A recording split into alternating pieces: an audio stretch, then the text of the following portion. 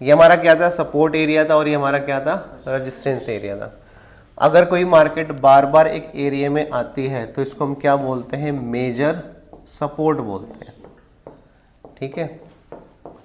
और इसको हम क्या बोलते हैं, मेजर रेजिस्टेंस। लेकिन मेजर सपोर्ट से मेजर रेजिस्टेंस तक जब मार्केट ट्रेवल करती है तो वो क्या करती है, वो एकदम ऐसे नहीं जाती, वो रॉकेट्स की तरह नहीं जाती, उसके जाने का तरीका क्या होता है, ऐसे होता है। तो यानी कि मेजर सपोर्ट से जब मेजर रेजिस्टेंस तक पहुंचती है तो मार्केट क्या करती है, अपने छोटे छोटे क्या करती है, माइक्रो सपोर्ट बनाती है, ठीक है, छोटे छोटे माइक्रो सपोर्ट बनाती है।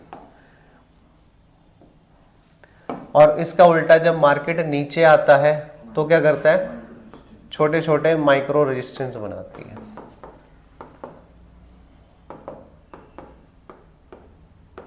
यही सीखा था हमने।